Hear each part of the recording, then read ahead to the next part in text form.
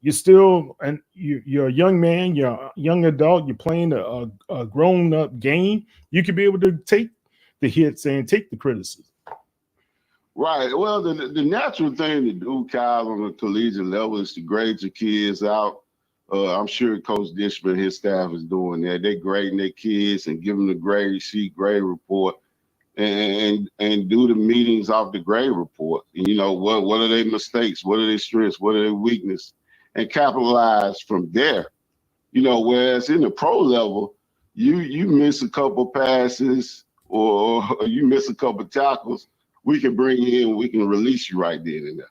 So it's a little bit different, you know, but they have a chance to correct it on the collegiate level. But on the pro level, you don't have a chance. You know, you're limited to mistakes. And I think the accountability is different. Now, I will say this, kudos to the NCAA, because at the end of the year, it is now a legitimate cause on releasing a kid. A kid that they don't have to keep a kid after 1 year anymore. So, Okay. you know, yeah, if the kid doesn't, you know, hold up to his accountability or hold up to his potential, then guess what? We can release him at the end of the year. Okay. Interesting. Jace Wilson, he finally got a chance to start once again. I think the last start he had was against Rice University. Tough outing then. He had a pick six and he sat down for the rest of the game and didn't play for 3 games until this game. And what were your thoughts about his performance? Yeah, I thought Jace had a great game. You know, he didn't make a lot of mistakes. He managed the game well. And, you know, when you look at the game, they dropped a couple of his passes. So I More thought than I think it was around 4 or 5 drops, to be honest. Right. So I think he did a great job at the quarterback position. Look, clearly this game is a heartfelt loss to Texas Southern. Mm-hmm. But, you know, you just got to go in, put this one behind and regroup, learn from your mistakes. Clearly what people are going to say, this was a big coaching mistake. But you're allowed to make a mistake. You know, you learn from this, correct it. You know, I'm glad he's not at Jackson State or Southern. They probably would have fired him. But you know, Okay. But you know, let's just hope he can rebound from this, Kyle, and get ready for the next one. All right. Let's listen to what Coach Dishman had to say today at the SWAC press conference. Well, I was very pleased the way our defense would play. They came out, had high energy, and played a heck of a game for us. But as a team, you got to have all 3 phases in order to win. And Southern had all 3 phases, and so that's why they won.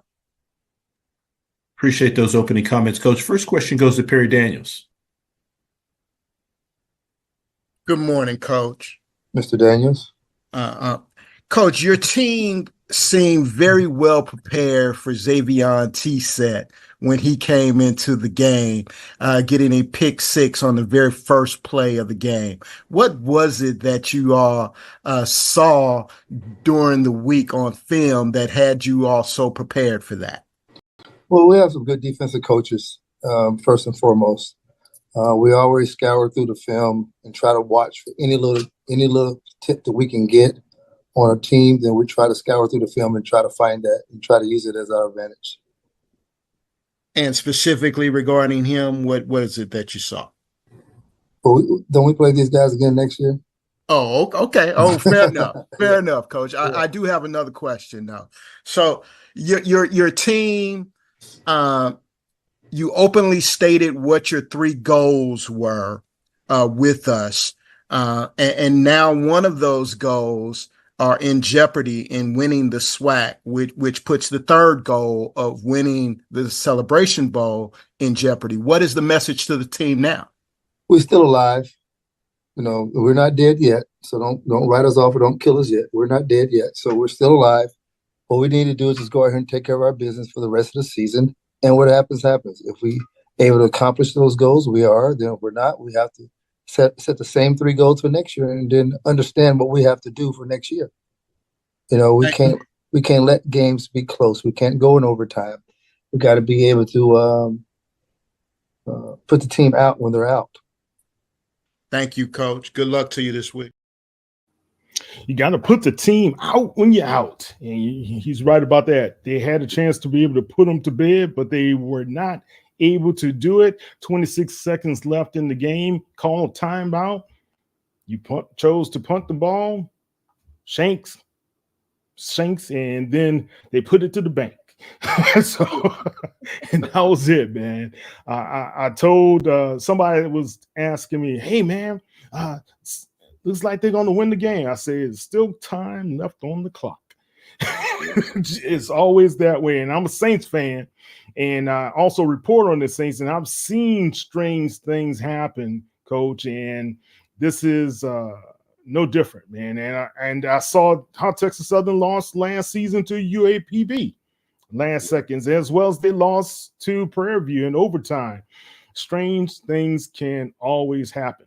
Look, we're going to be back in 2-2, so we can be able to finish up with talking about HBCU football. We got some exciting news about a couple of games, and we have some teams that perform very well and some players that perform very well as well. We'll talk about those guys in 2-2.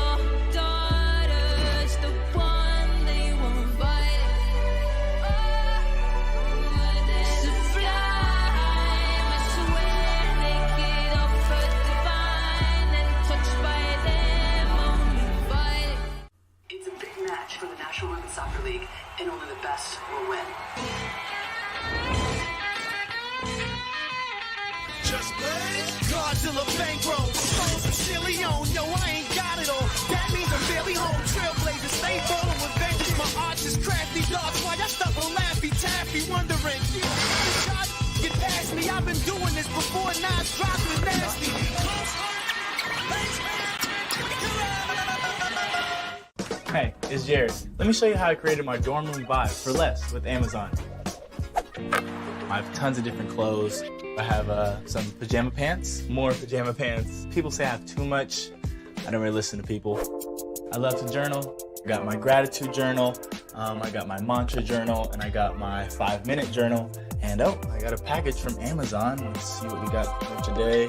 This is perfect. This is my journal that I journal about journaling. Dear Diary, I wish I had more PJs. Amazon fall favorites are here. Save on fashion, home, beauty, and more. Shop Amazon fall favorites now. When I push, I feel good. When I push, I feel good. When I push. Feel better I feel good. When I pull, I feel good. When I push. When I push, I feel good. When I pull, I feel good. When I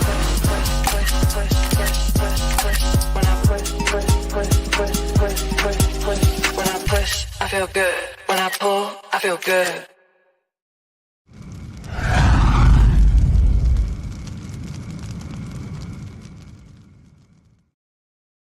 All right, this Kyle T. Mosley of Black Sports Insiders here with Coach Darryl Stewart on the line. Coach, last thing, you don't want to keep on beating on a dead horse, but right now, when you look at the SWAC and standings, are we saying Texas Southern is out, or they still have an opportunity, as well as Prairie View? Because you know it's wacky in the SWAC West.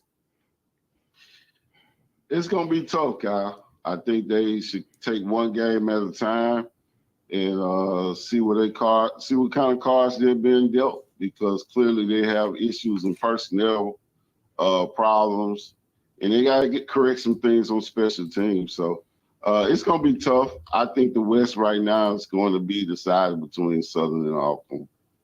Okay, all right. So the Braves are going to, I guess, fulfill all the dreams from the coaches and the SIDs at the beginning of the season when they were chosen to be the representatives out of the SWAC West. But we got a showdown that's coming up In my no, that's not in your neck of the woods, there, coach, with your Yeah. alma mater, Jackson State.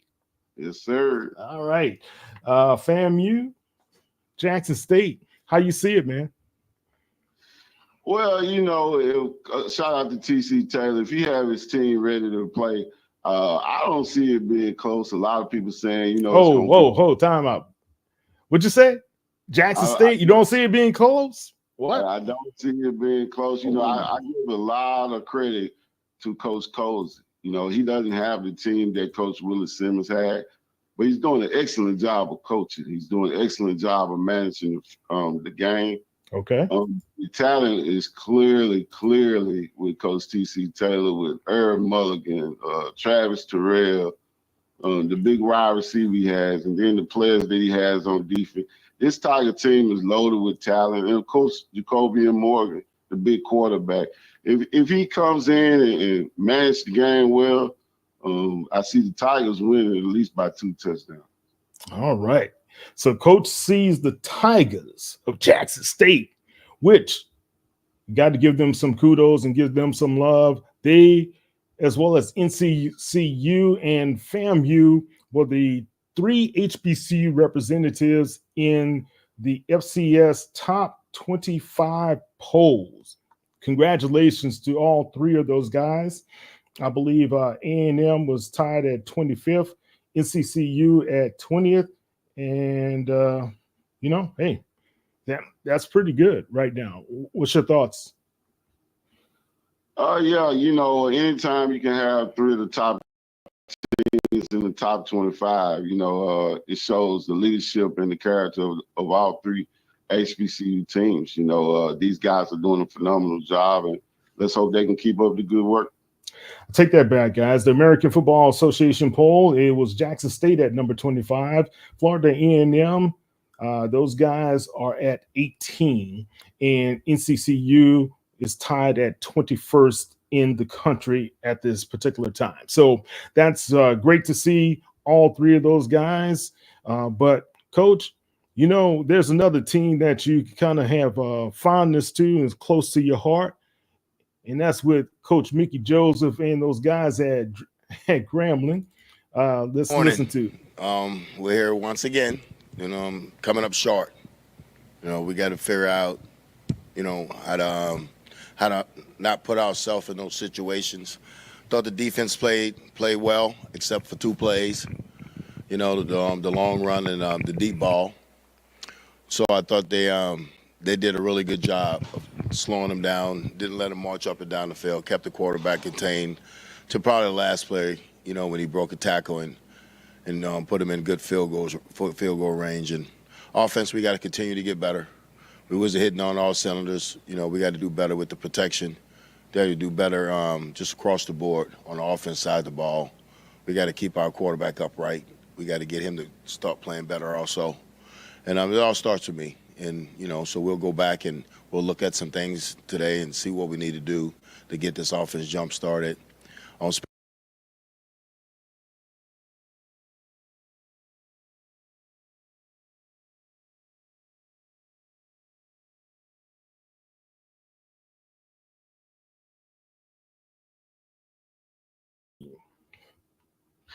Well, right now, I think they're trying to do something that Miles is not accustomed to doing. What is that? He's not a dual threat quarterback. He's a prolific pocket passer. He's a pro style quarterback. He needs to be on the center. But they see a different style in it. And right now, I don't think that's working or that fits his skill set. Now, clearly, it's Grambling. They have talent all over the field. And Kyle, I just want to say, man, everybody in this league just loves to throw the ball. And I get it. I understand it. When you throw the ball, the fans go crazy. But Grambling has 2 of the best running backs in the conference. And when they went away from the run, I thought they just gave Alcorn life because they were getting 10, 15 yards of pop running the ball. And they just went away from it. And Why is that happening, though, Coach? Because it also happened sort of in the Texas Southern game. You heard Coach Dishman talking about Atheon Renfro. He did a great job. He was outrunning guys. He was like a hybrid between Marshawn Lynch and the bus there, right? He was really giving it to them, and then all of a sudden they got away from him. Yeah. Well, now the receiving core are better in the conference. You know, receivers are getting drafted at a high rate in our conference now. Back in the old days, you know, you had those first round of guys going in the first round. It's getting kind of back like that. And so I think the coordinators are past happy now. But the running back position is coming back. And so we got some great running backs in this league. I think these coaches need to give the ball to their running backs. I know it's not exciting football, but you can clearly see when these guys touch that ball.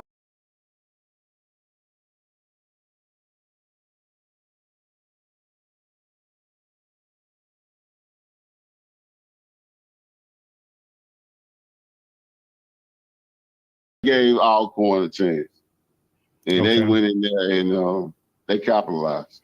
All right, let's continue listening to Coach Mickey Joseph of Grambling State University. Special teams, I thought we played well for the most part. We missed some calls, you know, especially calls when they come from the sideline. The kid gets out there, they hear something else. So we got to do a better job of just saying, hey, go with the call that's you hear from the sideline. Because I don't know if somebody changed the call, but the kid was confused. The 2 punt returns, you know, was really good. We thought we should have scored on it, but we didn't. So we'll go back and look at everything today. But, you know, just coming up short like that kind of stings a little bit, especially, you know, with the kids. Hey, Coach. All right. Again, you hear another coach talking specifically about a player and what went wrong more than right. Right. Is that, I mean, Mickey doesn't have a pro background like Dishman. Well, you know, you're talking about the preseason SWAC player of the year and Miles Crowley. And you got to find a way, because you don't want this on your coaching resume that you couldn't get the preseason guy to perform at a high level. Clearly, this kid is a pro, you know, so you got to find a way to find his skill set and make him capitalize at what he's doing, Kyle, because the kid didn't play bad. He had that one interception where he was scrambling or whatever.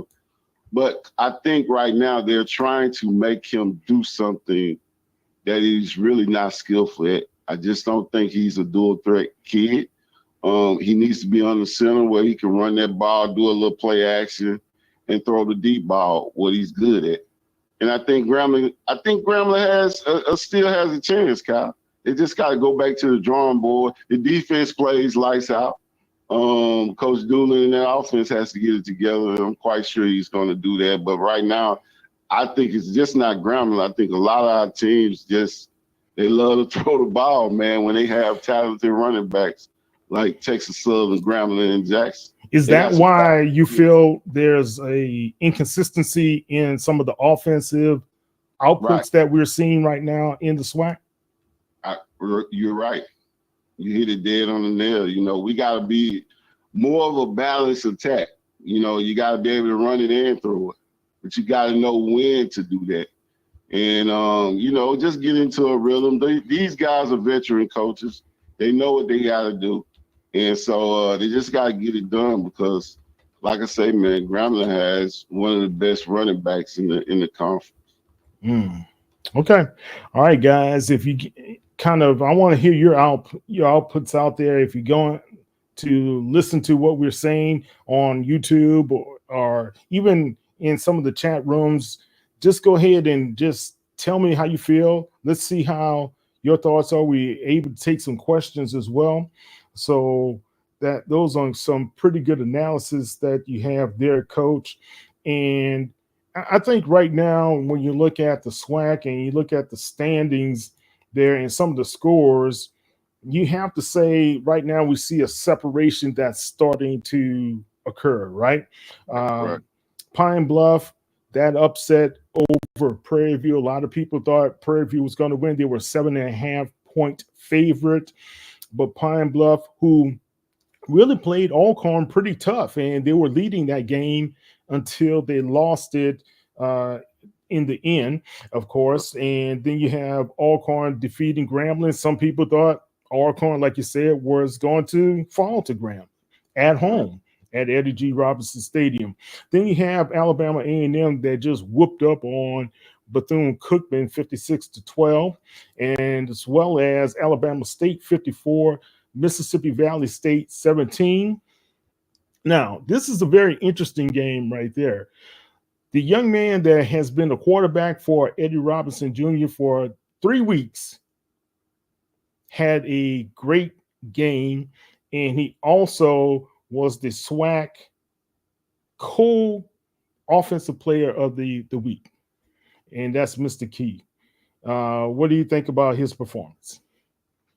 Outstanding kid. I think they have a bright future with this kid at quarterback. But I've talked to some people in Montgomery, and it's kind of hot down there, Kyle. You know, they hadn't got over the Andrew Body situation. And you know, let's face it, you know, unless Jackson or FAMU messes up, you know, Alabama State, you know, they might be out of the race. And so this is year 4 for him. This is the year that they thought he was going to get it done. Clearly it didn't happen. And so unless something else occur, you know, it's hot in Montgomery right now. Okay, Coach.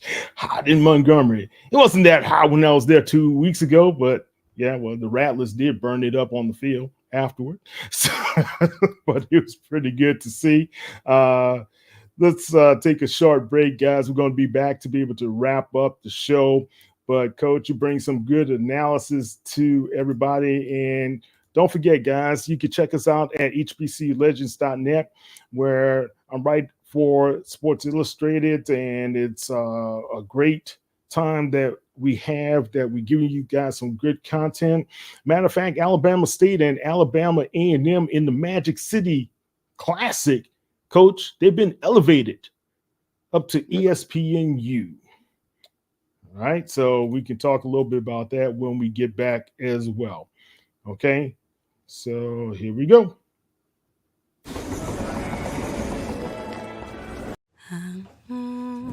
This is it. Our last night sharing a room. Tomorrow we'll be in our new home. They told you buying a home would take years, but didn't help you start. Still, you kept trying. You'll have a yard to play in, a place to dream.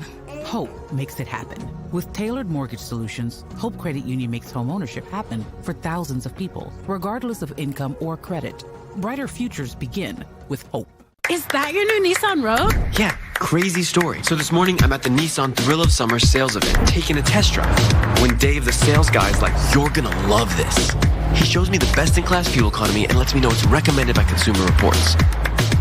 When Dave says, "These cars are going fast," First of all, I knew I had to have that Rogue. I mean, guys were... Nissan offers 6 vehicles starting under $30,000, like Rogue, with 2.9% financing for 60 months. Hey, sweet new gear. It's like Best Buy hooked you guys up. Pretty sick, right? What is that? That's our traveling trophy. Oh, that's what's up, man. Ah, a goat for the goats. Fits these pro-level setups. Last year's trophy. Not a goat. Nope. What if you could get all the latest and greatest gaming gear from one place? Time to call a credit repair company to fix my credit. Hold the phone, man. You can do it yourself with Credit Versio. That's way too hard. Call the credit repair company. Most credit repair companies only work on 1 or 2 accounts at a time, making it slow and expensive. You won't figure that out for months. Ignore him. Credit Versio's brilliant software scans all 3 credit bureaus, finds the accounts that are hurting your score, and guides you through the entire process. Anyone can do it. Let's fast forward and see the results. Wow, I fixed my own credit and saved hundreds. You can do this. Visit creditversio.com. Come to McDonald's and treat yourself to the Grandma McFlurry today. All right, Coach, Daryl Stewart is on the phone with us, and Coach Chinnisberry had a bye week. I wanted to kind of play a little bit about what his thoughts were going into that bye week.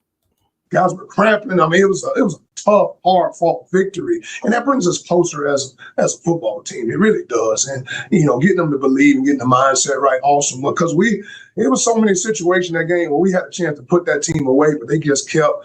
We were shooting ourselves in the foot quite a bit, but they just kept on plugging along.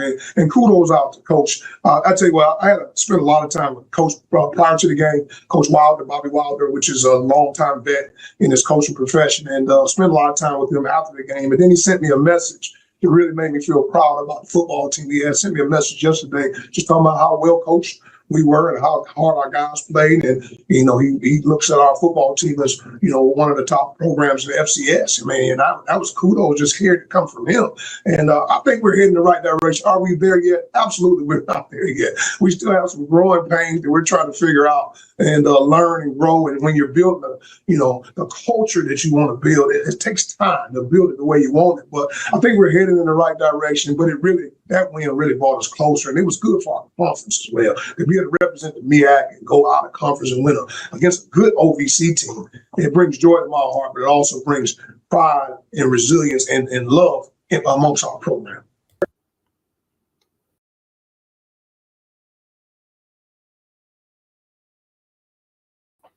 That was Coach Chinnisberry.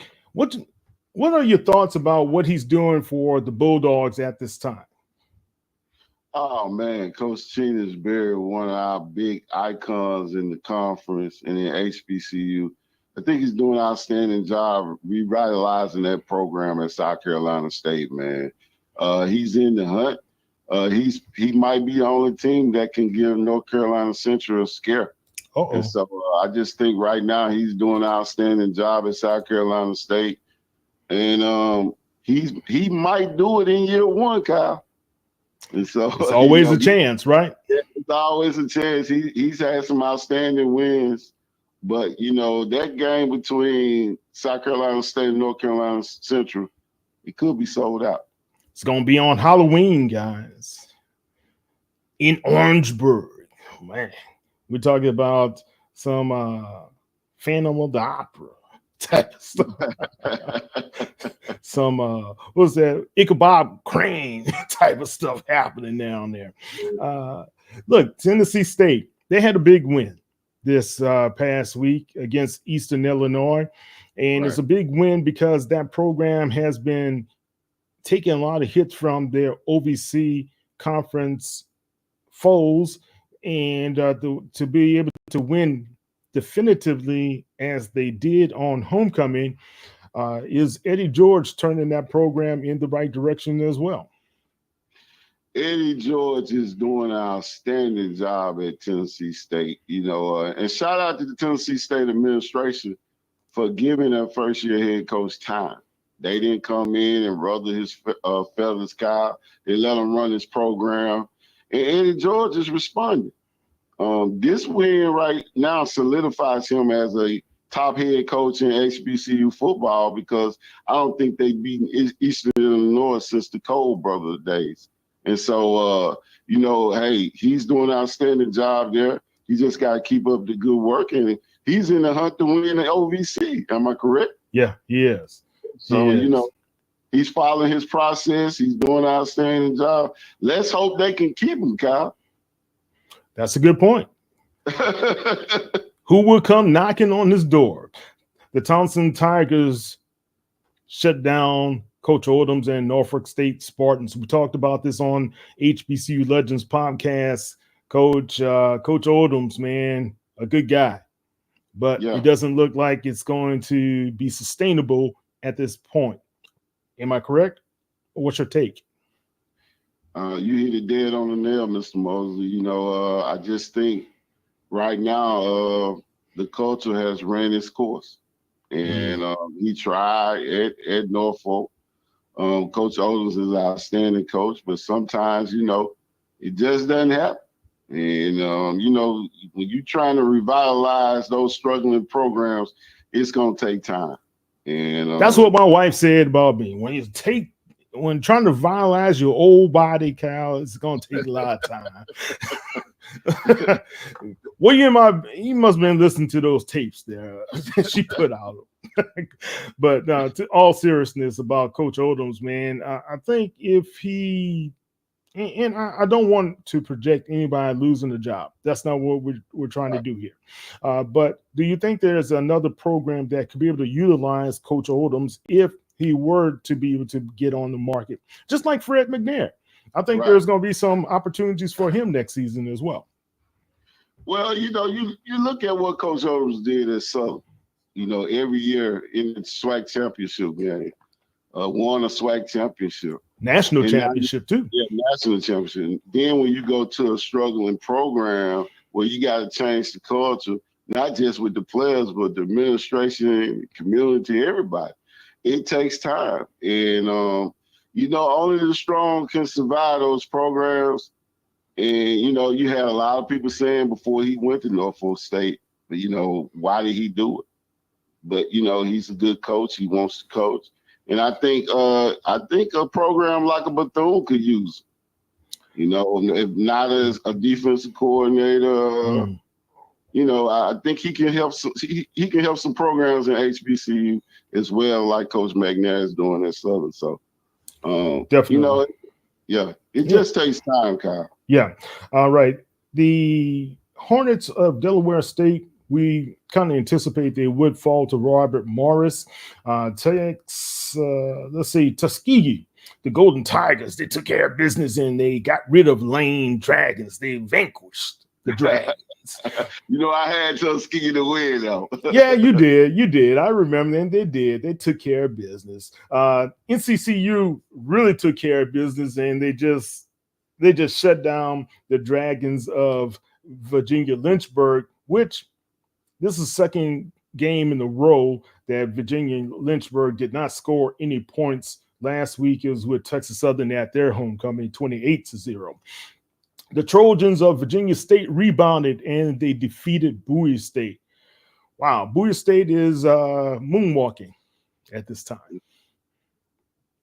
So I don't like what's happening there, but it's happening. But Coach, the Trojans, they're still in the mix over there to try to win that CIAA. Benedict lost to the Thoroughbreds of Kentucky State. Man, now that was a shock. Yeah, that was a big upset, 23-21. And Virginia Union, they took care of business against Elizabeth City Vikings, 35-0. The Yellow Jackets keep on winning at West Virginia State. They defeated the Concord Mountain Lions. That was a big win for that program as well, because a lot of people believe the Concord guys were going to go in and win. What's your thoughts about West Virginia State at this time? I had West Virginia State to upset them, and they must have been listening. They were listening to you, Coach. They clearly went in with a game plan and had a great victory. But, big win for their program, and let's hope they can continue the success. Okay, and the Howard Bison. I think that was homecoming for them, right? Right. Yeah, they took care of Sacred Heart, man, 21-14. I thought the VP and the presidential candidate Kamala Harris was going to make an appearance. I didn't hear anything, so she must chose to do something different. Winston-Salem State, the Rams got back in the winning column against Shaw Bears, 34-14. All right, Coach, let's kind of wrap this up right now. If we look at the state of HBCU football, who are the top 5 in your opinion? Well, right now, number 1, of course, Jackson State Tigers. Number 2, the FAMU. Time out. He said, of course. Now, that's spoken like a true Jacksonian. Hold on. Jackson State number 1. Go ahead, Doc. FAMU at 2. FAMU number 2. All right. And then I have Alcorn at 3. Southern University at 4. And Grambling State at 5. Okay, hold on. Let's go over this again. JSU number 1, right? Then Right. FAMU number 2. Then Alcorn number 3 Yeah, I got Alcorn number 3. over NCCU. I thought you was talking about the SWAC. Oh no. Okay, no. Let's talk about all HBCU football. Now it's making sense. Okay. Yeah. I Okay. just thought you were talking about this. Well, we're talking about everybody, of course. NCCU at 1. Okay. Jackson State at 2. FAMU at 3. South Carolina State at 4. Okay. And Alcorn at 5. South Carolina State at number 4, you said? Yeah. All right. And who's number 5? Alcorn. The Braves. Oh man. How did Braves jump all the way up to number 5? Man, when you hear these Southern Jaguar fans and you look, everybody saying a great job that Coach Cedric Thomas is doing. A lot of people saying that's Coach Fred McNair team he's doing it with. But man, the big win over Grambling this weekend for Cedric Thomas to go in there in that hole. They hadn't beat Grambling since 2005, Kyle. Whoa, really? Yeah, since 2005. Big win for his resume, for him as a head coach to go in there and do that, Kyle. If he can win the SWAC in year 1, it'll solidify him for Coach of the Year. Yeah, it's a big turnaround from what happened at the beginning of the season. And like I said, that's validation for all of these SIDs and as well as the coaches who thought Alcorn State would win the SWAC West. All right, guys, I'm Kyle T. Mosley of the HBCU Legends as well as the Black Sports Insiders. That's Daryl Stewart. He is my co-host on the HBCU Legends podcast. Check us out, follow us. Much love, and let's have a great week. Talk to you later.